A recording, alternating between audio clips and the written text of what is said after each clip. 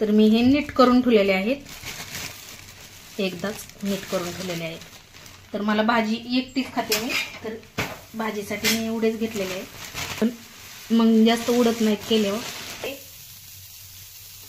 आणि एकदम सोपी रेसिपी आहे बोंबलाची, पण खूप सारा असा म्हणजे मसाले वगैरे काही नाही टाकणार. एकदम सोपी आणि साधी सिंपल रेसिपी, पण खायला छान लागणार आहे ही बोंबलाची भाजी करणार आहे. तर कांदा परतून घ्यायचा, यामध्ये ते बोंबील पण टाकून घेता येईल लगेच.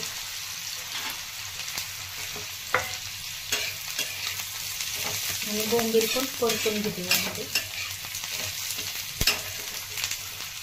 आधी थोडंसं मीठ टाकून घेत आहे आणि लसणाची चटणी मीठ टाकलेलं आहे.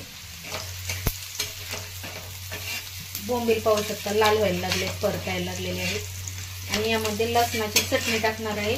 मसाले वगैरे टोमॅटो हे काही नाही टाकले, एकदम सोपी आणि साधी रेसिपी बनवणार आहे.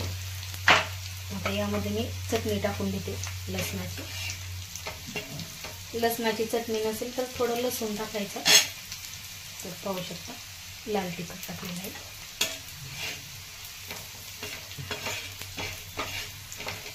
हळद वगैरे काही नाही टाकायचं.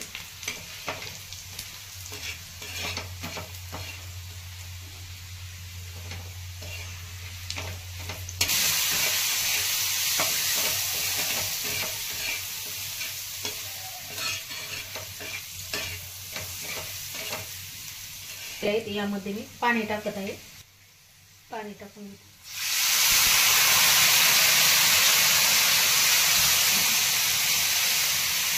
मीठ थोडं कमी पडलेलं आहे.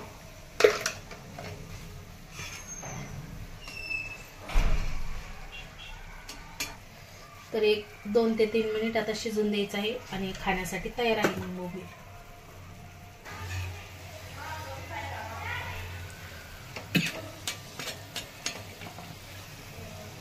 आता आपली बोंबलाची भाजी खाण्यासाठी तयार आहे.